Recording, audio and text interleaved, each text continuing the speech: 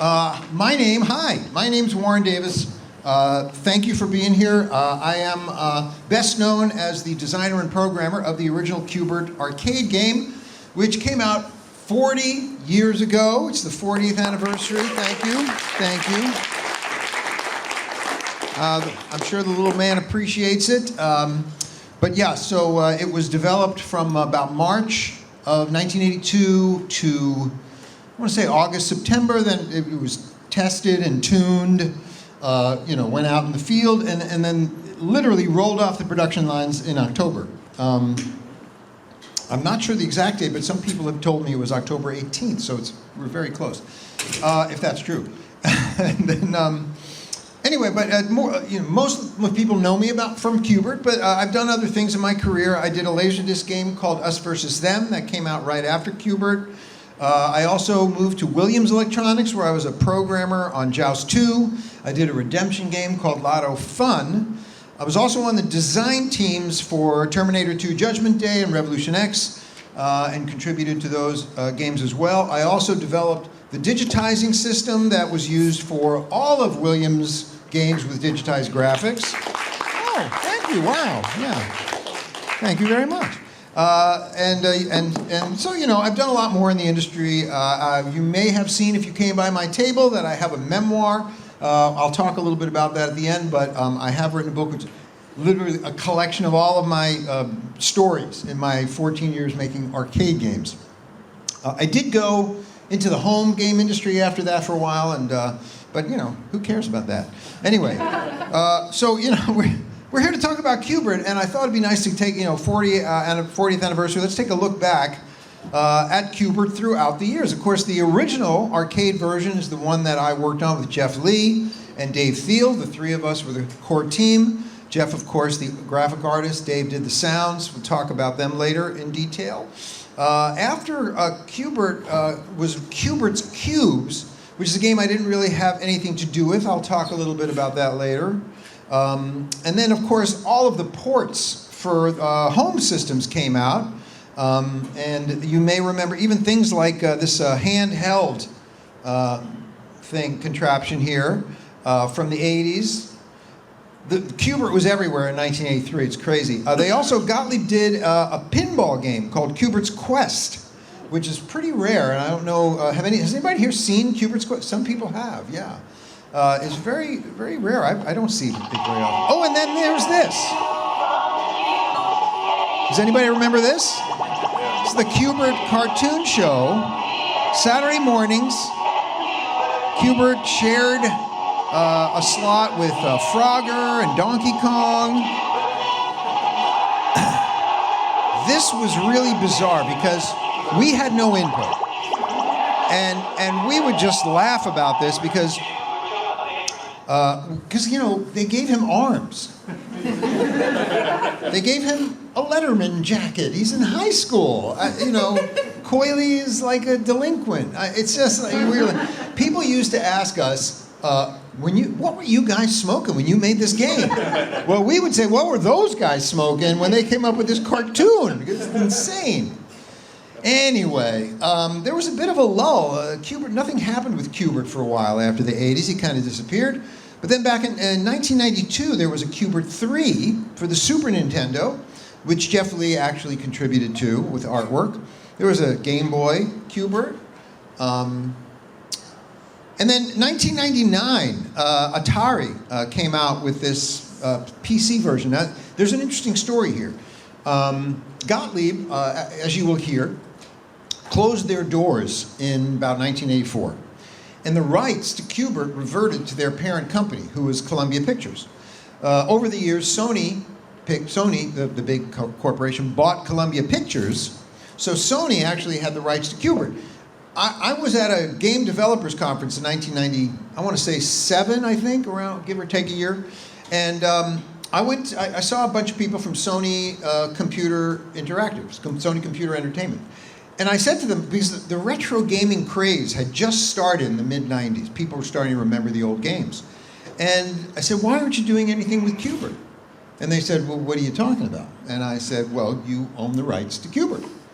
And they said, we own the rights to Q*bert? And so they're making phone calls and furiously writing notes down. And then a year later, this came out. So I like to believe, and I think it's true, that I am the person who told Sony they owned the rights to Q*bert. And there's another little story about this, which is that I think the following year, like this came out, and I met somebody from Hasbro Interactive, the developers of this game, and I said, oh, it's so great you got to do something with Q*bert. I said, you know, I don't know if you're interested, but if you're doing another Q*bert, I have some other ideas. And they were like, oh, that's great. We'd love to hear them. I said, all right, well, we'll sit down. We can work out some kind of deal. And they were like, no, we don't want to pay you.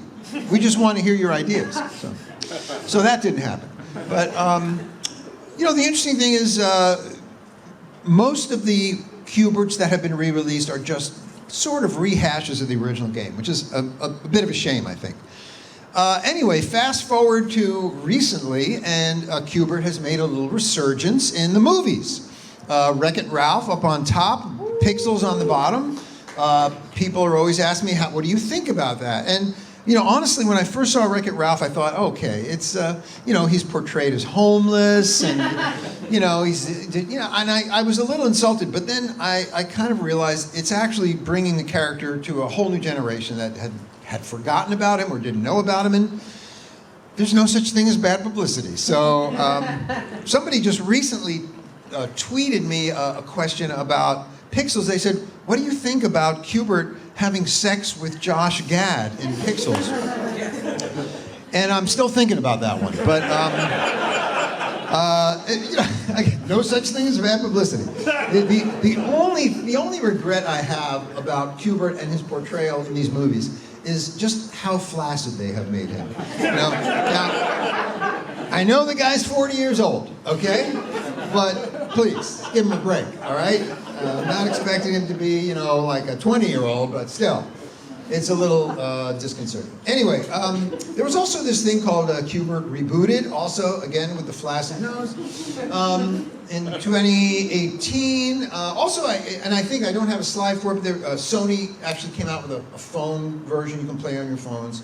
So, you know, he's still out there, which is just absolutely amazing and phenomenal. There was, you know, the thing I tell people nowadays is, when we made games back then, they were considered disposable entertainment. You know, we made them, we figured 6 months later, it's on to the next game, and these games are forgotten. So the fact that people still remember Q*bert is an unbelievable joy and a gift, and I don't take it lightly. Let's see, moving on. You may have seen here at the show New Wave Toys. They have a whole line of miniature arcade games, perfect replicas, and they came out with Q*bert. The one on the right is actually a perfect copy of the cabinet I have in my house. They call it the Warren Davis edition. I worked with them to get every detail right, down to the damage and the stickers I've put on it over the years. And if you don't have one, you know, they've sold out, so they're not really available anymore. But it was just a weird thing. They called me up and said, we'd like to make your cabinet. And I said, why? You know? But apparently, people like them. So let's see. All right, moving on. Let's talk about the story of Q*bert. How did Q*bert ever come to be? The first question is, how do you get a job making video games in 1982? And in my case, the answer was, you answer an ad in the newspaper. For you younger people, the newspaper is a paper with news that they used to sell. I can't resist, I'm sorry. But this is the actual ad. So years ago, I hunted down from the archives of the Chicago Tribune the actual ad that I responded to. It was December 27th, 1981. I was unemployed at the time. I'd been working as an engineer at Bell Labs. Wasn't happy, quit, started studying improv at Second City. Realized that that's not going to pay the bills. And then I started looking at the want ads, and I answered the ad, and to my surprise, I was hired. This is the actual building where we were at. So Gottlieb, of course, one of the old pinball companies from back and forever, they were kind of late jumping in the video game craze, and when they did it, they opened up a video department separate from their pinball department. This was in Bensenville, Illinois, about 8 miles from their main plant in Northlake.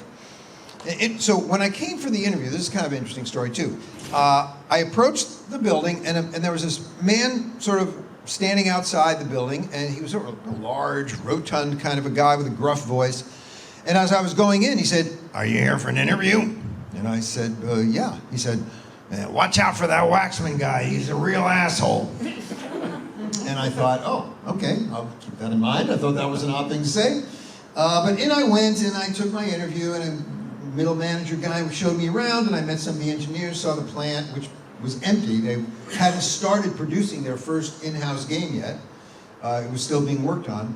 And then the final interview I had was with this Vice President of Engineering, Ron Waxman, who I'd been warned about. And of course, when I went into the room, I waited for him a little bit, and he finally arrived. And of course, it was the guy I'd met outside. So, and he sat down across the conference room and said, "So what makes you think you can make video games?" And I said, "Well, I don't know. I've never made one." He said, "Do you have a computer at home?" And this is 1982. This is January of 1982. People didn't have computers at home, really. I said, "No, I use them at work. I don't really feel a need for have one at home." And every question, he sort of presupposed that I would give a terrible answer. And at the end of the interview, I was pretty convinced I did not get the job. But I later found out he was just messing with people. It was pretty much just, he was a pussycat, and he just messed with people. But he really was a wonderful guy, and I did get the job, and the rest is history. I actually have a picture of him here. Yeah, that's him. Yeah, actually, that's not. That is a digital representation of him. But let's see, moving on. This was my first business card, and you can see that the address there in Bensonville, Illinois. The plant was completely empty, as I mentioned, and the room, nope, wrong way. The room we worked in was a big open area. We didn't even have enough development systems for everybody. We had to share development systems. The game that was being worked on was Reactor, which was invented and created by this man here, Tim Skelly. Tim was hired to be sort of the first, the guy, he was a guy with a track record. He was known for things like Rip-Off, Armor Attack, Star Castle. Yeah, he just had he was the rock star. And he became sort of a de facto, mentor. That wasn't his job, but he just was very generous and easy to get along with, and really unofficial mentor of the department. Anyway, moving on. So my first job, of course, I had to learn the ropes. I needed to understand the hardware. I needed to be able to, learn what the system's capable of. So I was put on this game. Now, I don't know if you've ever seen or heard of this game. It was not released back in the day, but Doc Mack at the Galloping Ghost Arcade in Brookfield, Illinois, got together with the original programmer of this game, Tom Malinowski, and Jeff Lee, who did the artwork, and they actually found the old ROMs and they released it. It's called, they call it Argus, but it actually, it had many names. By the way, so all the people, Jeff Lee, by the way, can't say enough about the talent of Jeff Lee. He's a genius. And he would draw sprites by plopping individual pixels, and of course he would plan it out on graph paper. So that game, you were a superhero, you were protecting the pedestrians. This was a pedestrian walking down, but he was modeled on me. So this is actually me, if you can believe that. I used to have an afro. But anyway, yeah, Jeff was just very, very talented. Now, the name of the game originally was Protector. They put it out on test. It didn't do well. And they thought, all right, well, maybe it's the name. We'll give it another name. They called it Video Man. And then they thought, maybe, it has a trackball. Maybe we should use a joystick instead of a trackball. And they gave it another name, Guardian.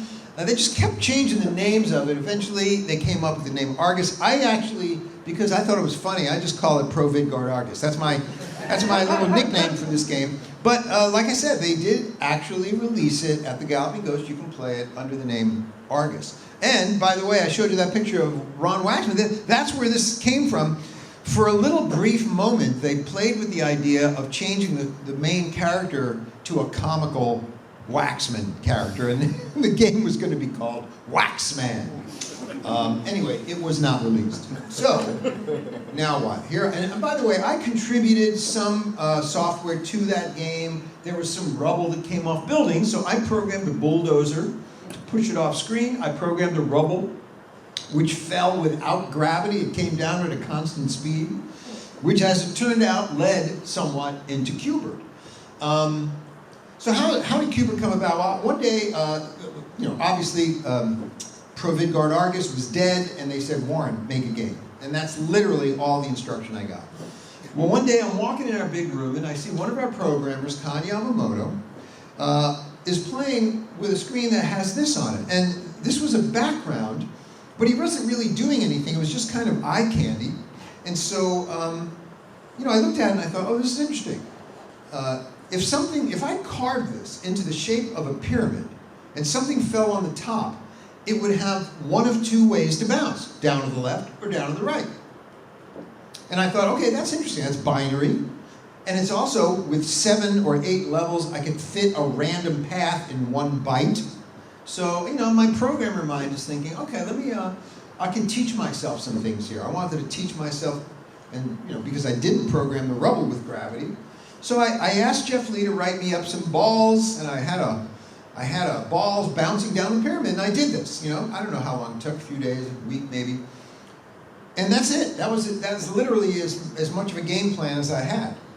But then people looked at it and they said, hey, this looks pretty cool. Maybe you should do something with that. And so I was like, okay, I guess I should put a player character in there and try to have him avoid the balls.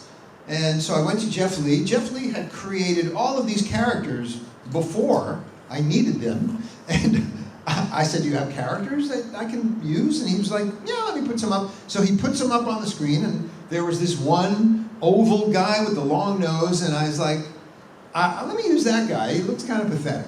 So that was the reason I chose him. And, of course, Jeff designed him to shoot out of his nose. That was the purpose of it. But it's my first game. I'm trying to keep things simple. I was like, no shooting. Ain't gonna do that. Anyway, so that is exactly how things got started. At that point, everything just happened one step at a time. Every time I added something, I said to myself, what should I do next? I talk it over with Jeff. Jeff was a frequent and constant collaborator. We worked together well. And so, every step came one at a time. There was never a game plan in the entire development of the game. The thing that changed it, though, from just sort of this exercise and adding elements to a real game. So one night, I'm kind of working. Got the guy. He's avoiding the balls and stuff like that. And Waxman had a habit of sometimes coming into the sort of the bullpen where we worked late at night if we were working late, and he would just sit behind us and just watch. And you could hear him breathe. He was always smoking a cigar too. And he would just be smoking the cigar, kind of like Darth Vader. But he just, out of nowhere, he said, what if the cubes change color when he lands on them? And I was like, oh. So, I thought that was a great idea. So that's when, for me, it actually sort of became a game, because then you had a goal. And everything after that really happened very quickly. It just felt like all of these steps made sense. So we had Coily, we had the flying discs, Slick and Sam, Ugg and Wrong. And Ugg and Wrong Way is a little interesting, too. Jeff suggested having characters come in on alternate planes of gravity, the other two from the pyramid. And I thought, well, that's a cool idea, but I don't know how to do that. I mean, we don't have a floating point processor. We don't have tons of memory. It's not a real 3D system. I'm simulating all of this. So I said no. I nixed it, and then, but it kind of gnawed at me, and I kicked it around in my head, and I can't remember how long it took. At some point, like the light bulb went off, and I was like, oh, I think I know how I can do this, and I did, and I implemented it, and that is why there is an Ugg and Wrong Way. So notice this. This is the difference between that and the other ones, the address. In the middle of the development of Qbert, We were moved from Bensonville and merged in with the main plant at Northlake, where all the pinball designers were. Now we were excited because we really loved the pinball designers. We respected them, and I was very excited to meet them. And the first day we got there, all of us video guys suddenly showing up at this new location. There was a whole new area that was made for us. We had cubicles and stuff like that. It was very nice. But like we noticed these guys like giving us the stink eye. You know, all the pinball guys. We were like, oh, we're the pinball guy. And they were like, and we didn't understand why. Well, what we didn't know was those pinball guys wanted the opportunity to make video games. And Gottlieb did not give it to them. And they didn't do anything to, you know, they didn't arrange a mixer, they didn't do anything, they literally just threw us in there with them.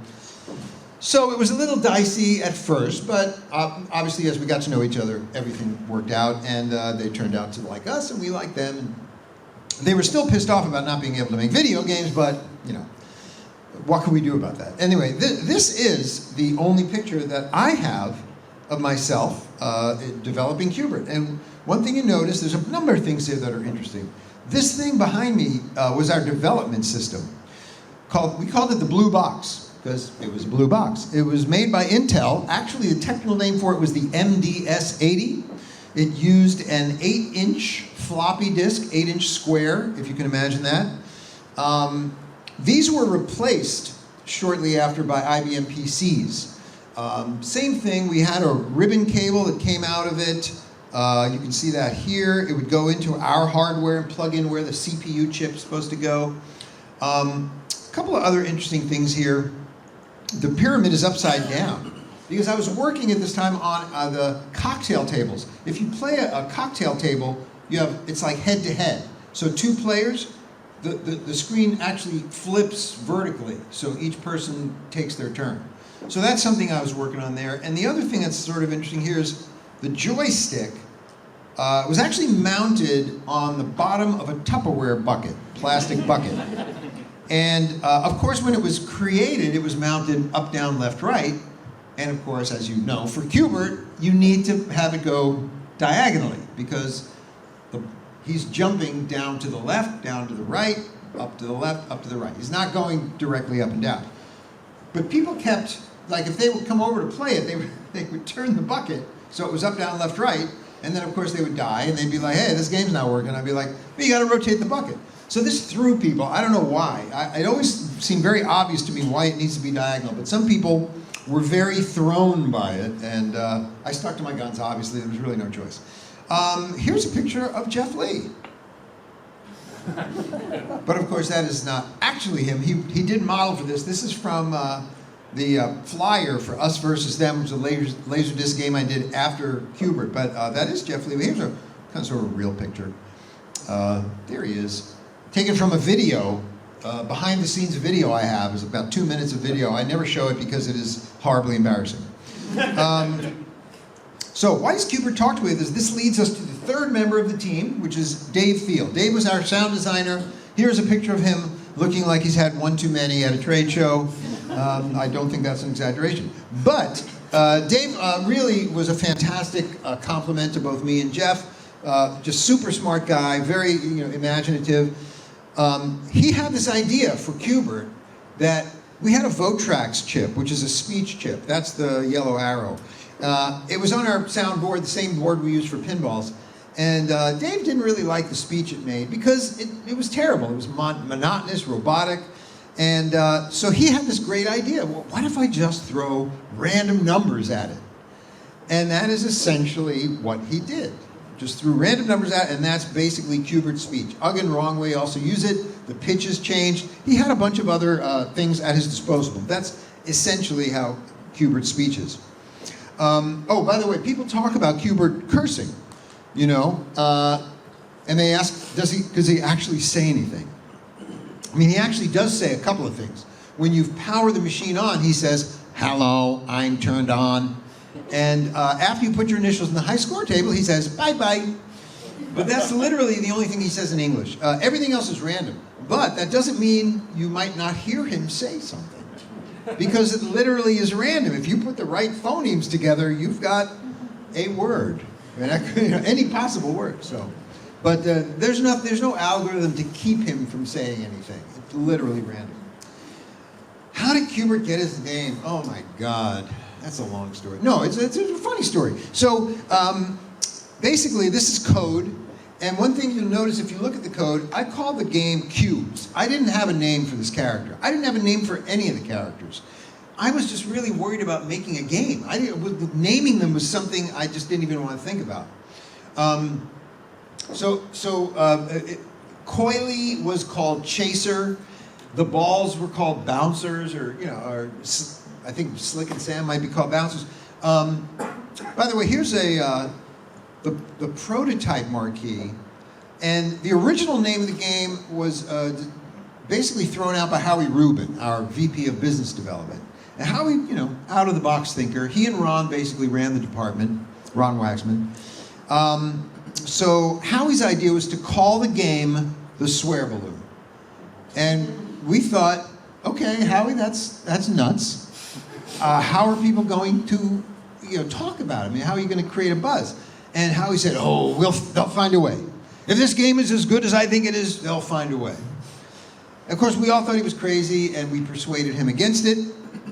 But I do have, and I don't know if you've been to my table, I have a recreation of this unique prototype poster or marquee. I have a poster at my table, or I had, because my table was shut down for the day. But I'll have it in the autograph room.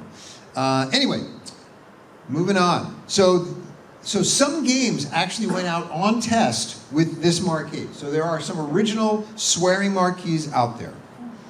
But again, since Howie eventually saw sense, we figured, how are we going to name him? We have to have a meeting. So we called in, a bunch of middle managers. I was there, Jeff was there, the art director of the company was there, Howie and Ron were there. Sitting there for maybe 2 hours, 2.5 hours, just throwing out ideas. We knew that we wanted the name of the character to be the name of the game. But what was that name going to be? Well, we were frustrated. We had no idea. And 2 hours went by, and everybody just wanted to go home. Nothing happened. I guess in frustration, somebody walked up, and they went up to the whiteboard, and they wrote, Q*bert. And we all looked at it, and we said, why? What's Q*bert? That's just... He said, look, it's a cute character, it's a cute game, that's a cute name. And we were like, yeah, God. And then somebody went up, and this is where everything turned around. Somebody went up, and they erased the H, and they put a C. And we were like, ooh, now it's got cube in it. Q*bert, cubes.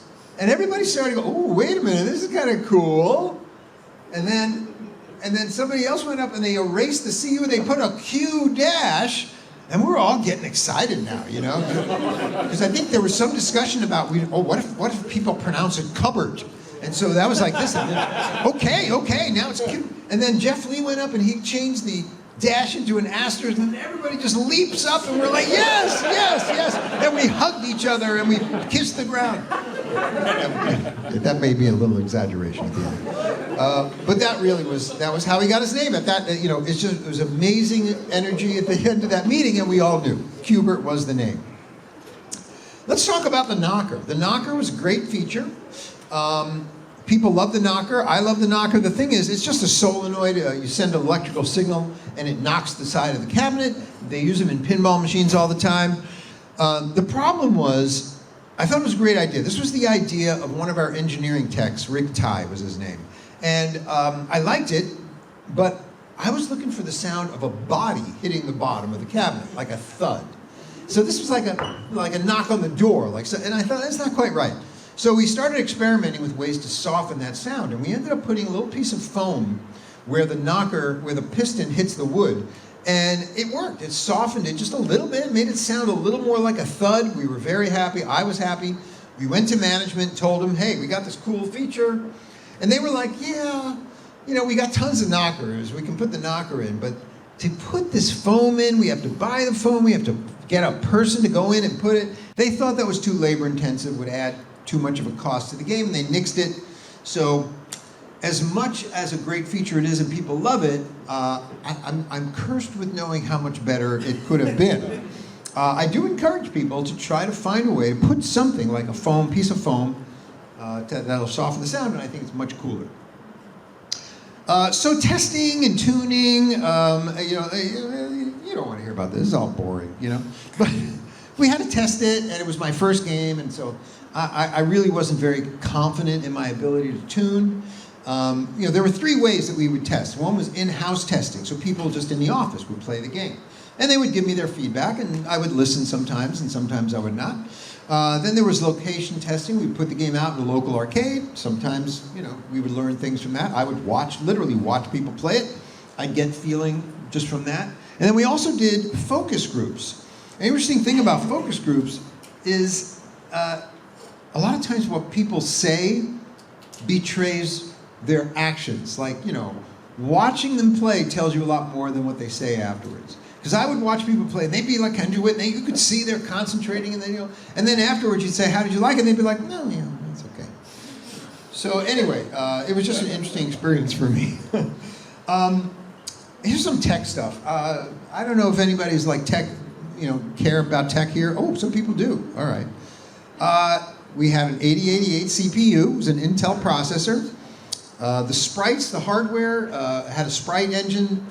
Foreground characters were 16 by 16 pixels. I believe Coily is the only character that's bigger than that. He's 2 sprites. He's 32 by 16, one on top of the other.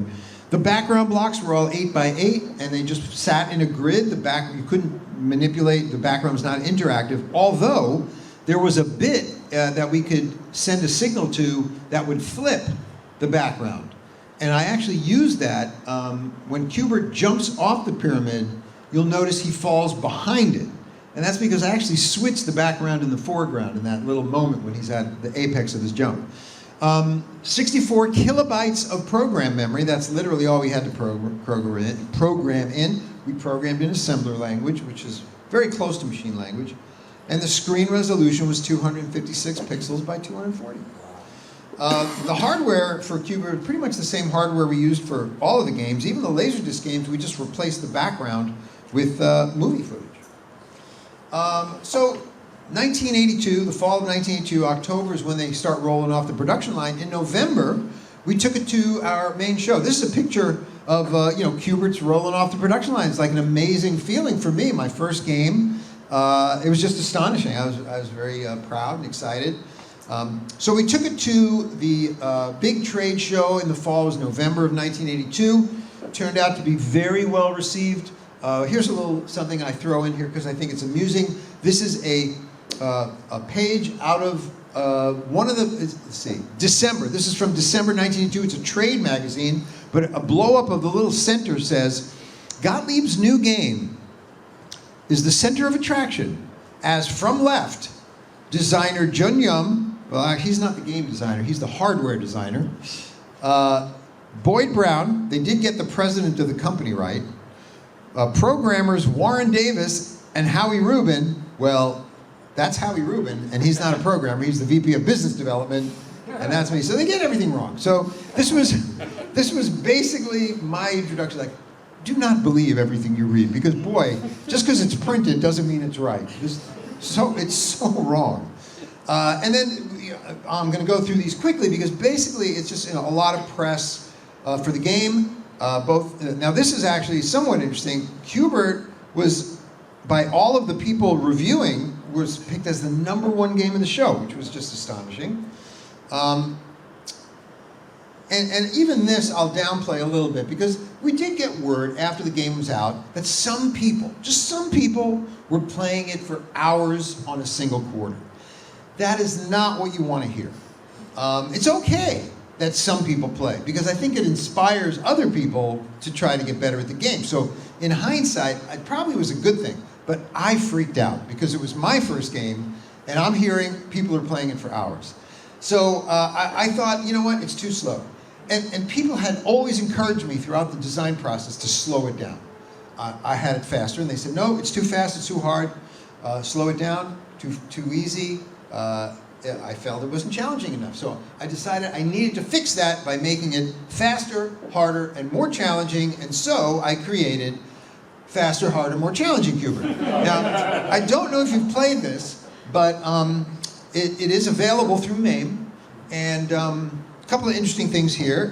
This has a 1983 date because it was basically created right after Qbert was released, but it also says Milestar Electronics. So this is kind of an interesting story. Milestar, Gottlieb was bought, Columbia Pictures was bought by Coca-Cola. Columbia Pictures owned Gottlieb. Coca-Cola, for some reason, thought, I don't know, the name Gottlieb, it's a family name, it's not owned by the family, whatever, we shouldn't call it Gottlieb anymore, regardless of the history. So they had, they had meetings and stuff, and then they must have paid some consulting firm like hundreds of thousands of dollars. And they called us all into a room one day, and they had this big cardboard covered with a sheet. And they ceremoniously said, "Hey, we're proud to unveil the new name of our company." And they pulled the sheet down, and it said Milestar Electronics. And then I said, out loud, as it turns out, I said, "Does anybody know that that's rat slime spelled backwards?"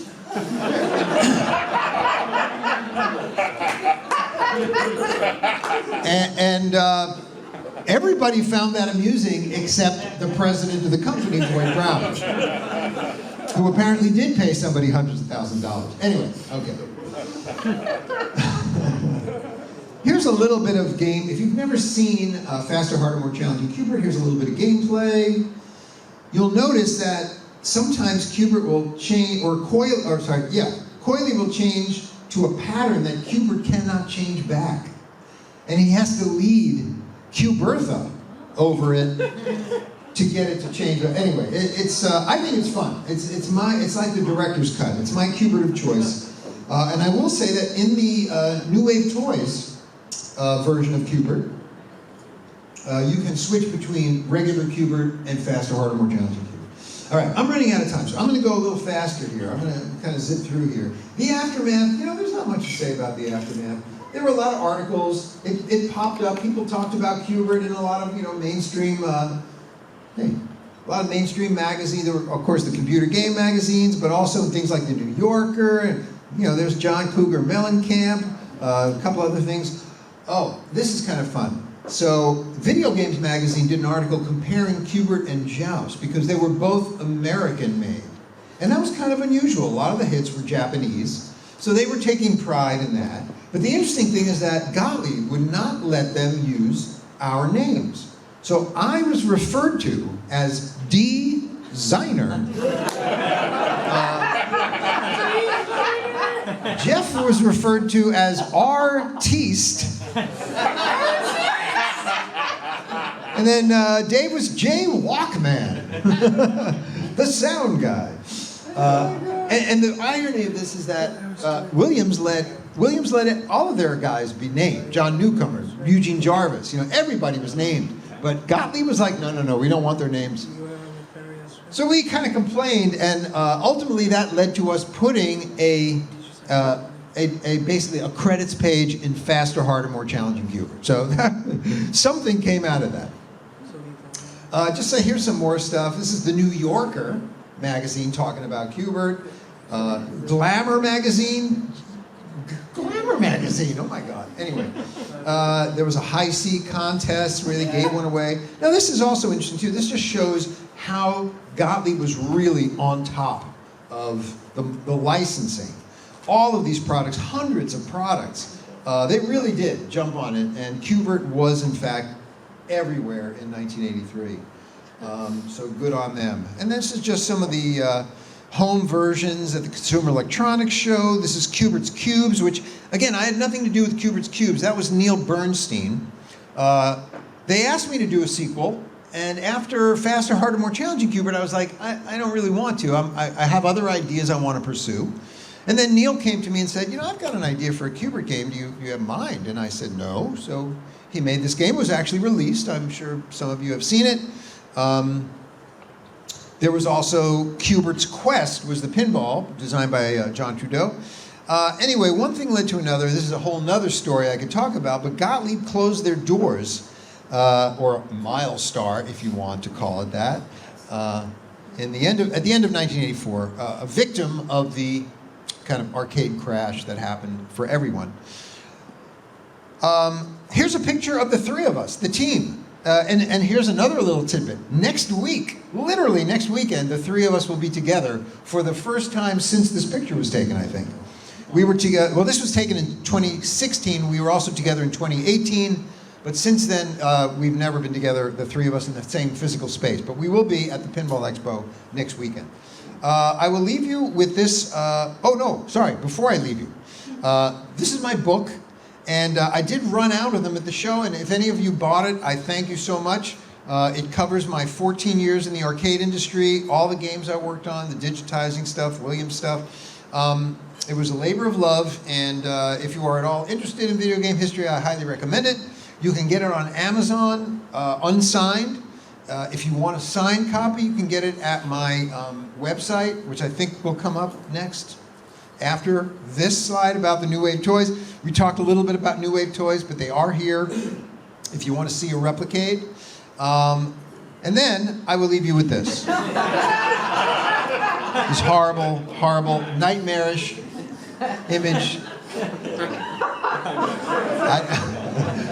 I swear I just found this randomly. But that's some information. If you want to connect with me on Facebook, please use that address. You can find me on Twitter. That is my website where you can get an autographed copy of my book. And by the way, I did create a discount code for Portland. So PRGE 22. If you enter that discount code at my website and you order an autographed copy, it will reduce the price to $25.99 complete. So I recommend, and we do have a few minutes for questions. If anybody has a question, I'll be happy to answer. Yes, sir. I love writing bert games because, rite of passage when you're growing up, trying to be a programmer. Oh, sorry. Do you want to step to the mic so everybody can hear? Right. Hi, thanks for talking. I love writing bert clones. It's good fun when you're learning to program. How do you get the arc of his movement when you have no floating point in your hardware? So you have a couple of choices. Basically, to simulate trigonometry, you would store tables. You would store like sines and cosines, values in tables, and then you'd have to pull them. So there's no computation; it's pre-stored. Oh, you cheated! You did it all in advance. It's not cheating. That's clever. I really enjoyed Qbert as a kid, so I'm curious, would you be willing to share how you made that jump from maybe junior engineer coding up a bulldozer pushing stuff to being a lead designer? Well, that was my job. I mean, I was hired to make games. And the only reason I was helping out the first time was just to sort of learn the ropes. But it was always intended after that. This was a small department. There were maybe 5 or 6 programmers. So they hired everybody to make games. They basically hired all the programmers to be lead designers. That was my job. Yeah. Hi, we attended a Pac-Man creator yesterday. They talked in length about financial aspect of the game too. Like what kind of rewards or benefits, if any, did you receive or over the years, any kind of loyalties or anything like that? Yeah, none? No, okay. All right, wait. No, gladly keep it all. No, I'll qualify that. Okay. When the game was very successful, they did give me a bonus, which was, it was reasonable for me. I mean, maybe it was a third of my salary at the time, maybe not quite. But they did institute a royalty program after Mach 3. It was not retroactive. So they did say in the meeting when they announced it, they said, so for example, if the royalty program were in effect when Warren was making Qbert, he would have made $110,000 in royalties. I did not. Yes? Your cabinet that Replicate made a replica of, have you made that foam modification to it? On the New Wave Toys replicates? On your cabinet. Oh yes, in my cabinet at home, you have I that absolutely foam did. Awesome. I absolutely did. I was just curious. Yeah. I practice what I preach. So this is a stupid question about my favorite Laserdisc game, Us versus Them. There are no stupid questions, just stupid answers. Did that one guy ever get out of that dang forest? Yes, that's the answer, yes. Okay. Everybody got home safely. Except the guy who died. Well, yeah, of course. Everybody dies eventually, come on. So just a question. So you briefly had a slide for the mellow yellow Qbert. Did you have anything to do with that design? Because I know they added like intermission screens and some slurping sound Yeah. effects and like an animation. Yes, Jeff and I worked on that together. Absolutely. Yeah, we were the only ones who touched the code of Qbert. Gotcha.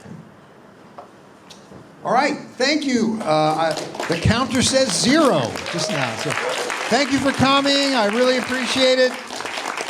Enjoy the rest of the show. Please don't and forget drop- to like and subscribe, and to the right are the playlist of the Portland Retro 2022 and some other interesting videos. Thank you.